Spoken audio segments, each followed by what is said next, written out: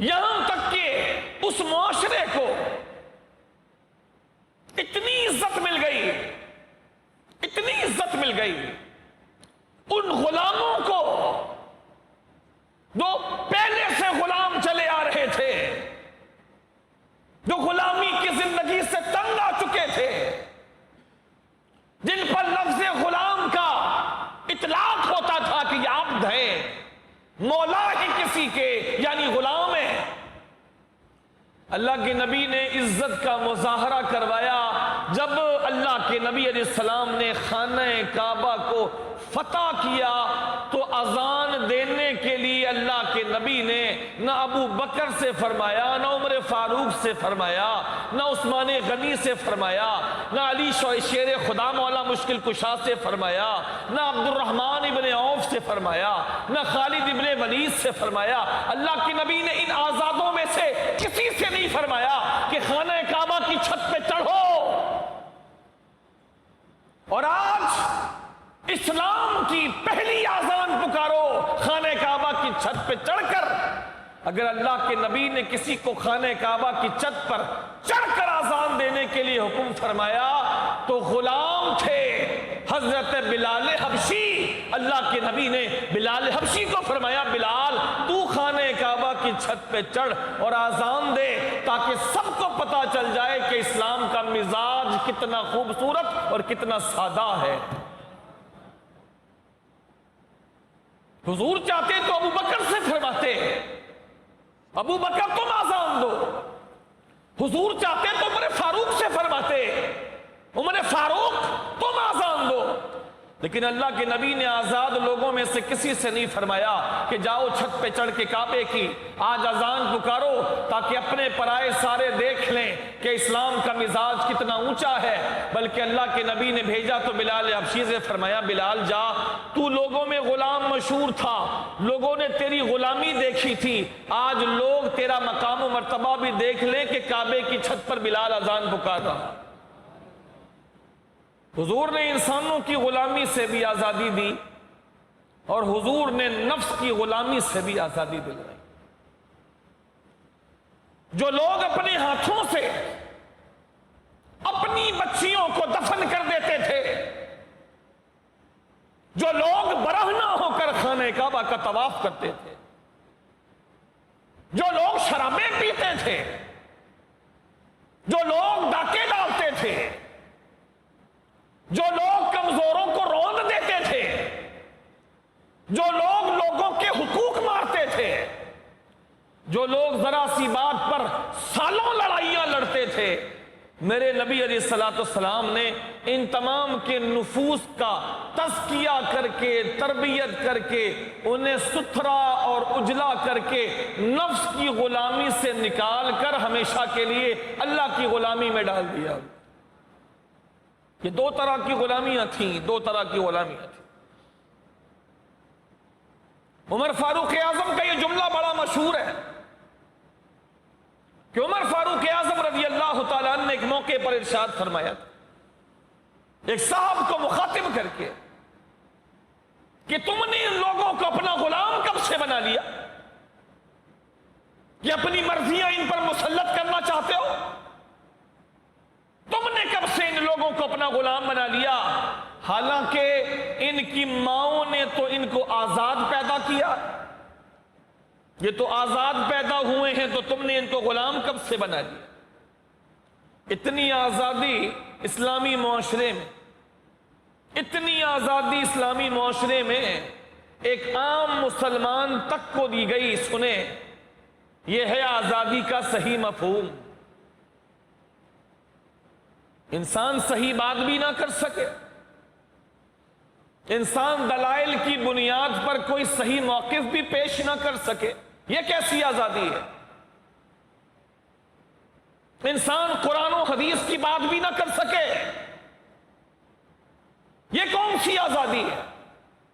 یہ آزادی دیکھیں جس کی مثال میں آپ کے سامنے پیش کر رہا ہوں۔ عمر فاروق اعظم رضی اللہ تعالیٰ عنہ لوگوں کے درمیان گفتگو فرما رہے ہیں۔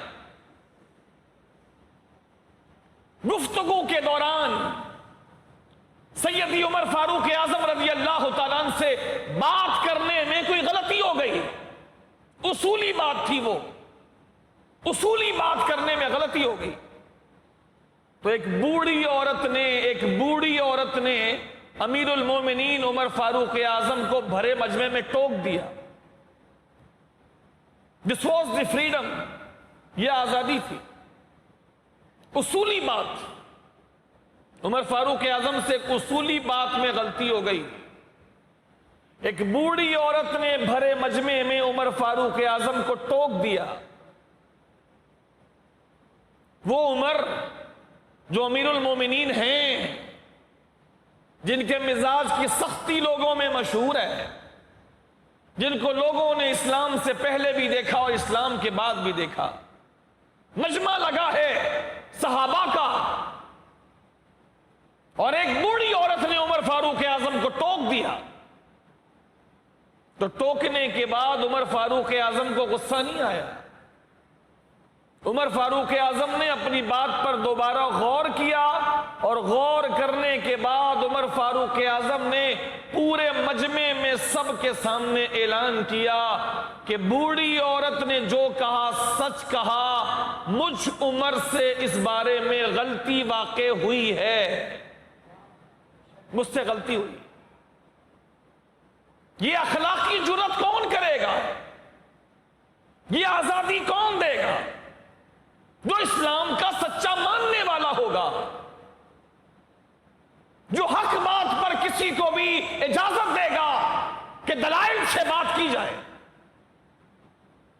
جس میں بڑے سے بڑے کو ادب کے ساتھ اس سے بحث کرنے اور اس سے گفتگو کرنے کی اجازت ہو، یہ معاشرہ صرف اسلام دے گا۔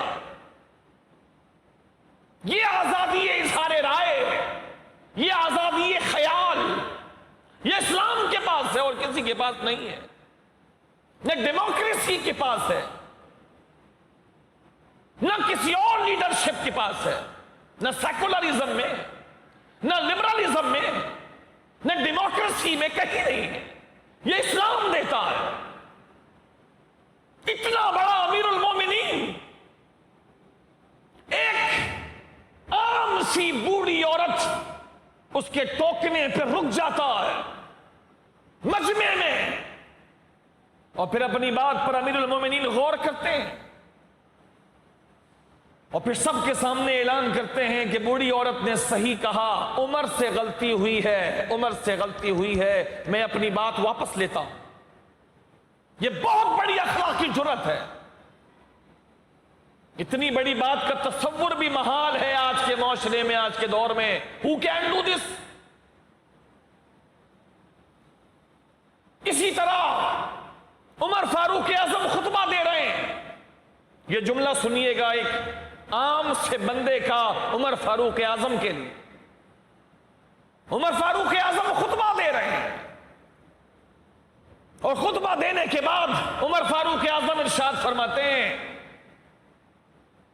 فرض کرو اگر میں اسلام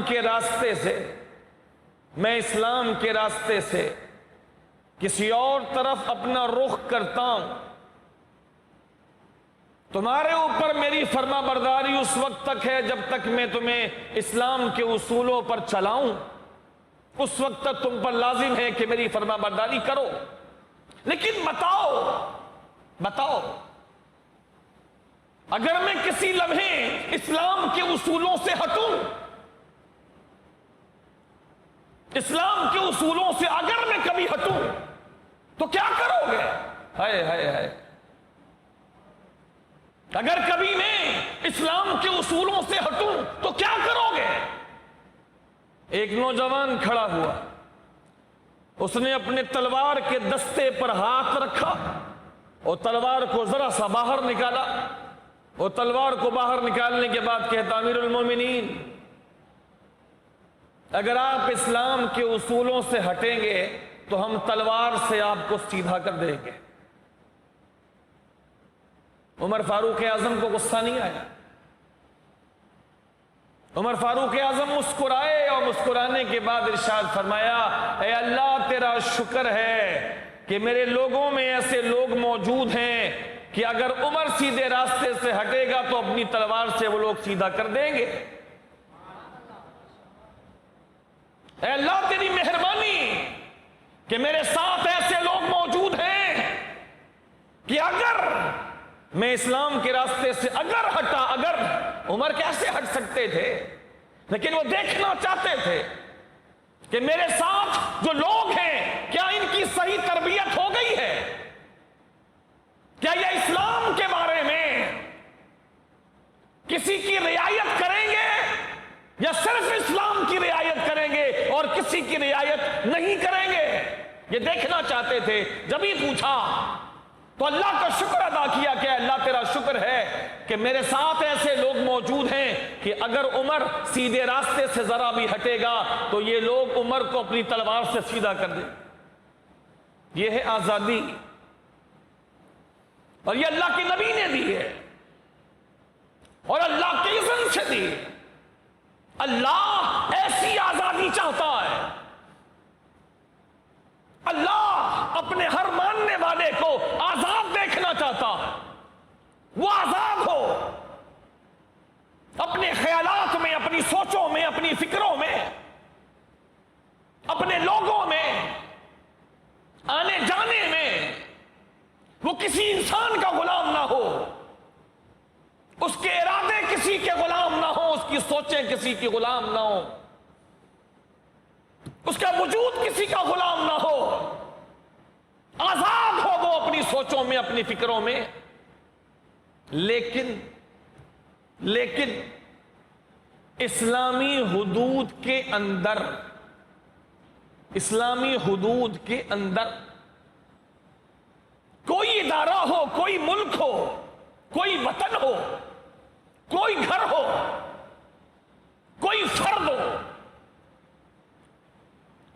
ہو، جماعت ہو، گھر ہو، ادارہ ہو، وطن ہو، ملک ہو، دنیا ہو پوری، ہر جگہ کچھ نہ کچھ لیمیٹیشنز تو ہوتی، ہر جگہ کچھ نہ کچھ حدود تو ہوتی ہے۔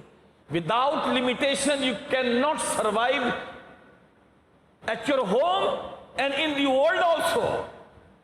حدود کے بغیر نہیں رہ سکتے، حد بنانی پڑے گی، حد بنانی پڑے گی، ہر ایک کی کوئی نہ کوئی لمیٹیشن ہوتی ہے۔ انسان کی خود اپنی لمیٹیشنز ہیں، حدود ہے۔ آپ کسی کو کتنی اجازت دیتے ہیں کہ وہ آپ سے قریب ہو سکتا ہے، لمیٹیشن ہے۔ آپ کسی کو کتنا وقت دے سکتے ہیں، لمیٹیشن ہے، حد ہے اس کی۔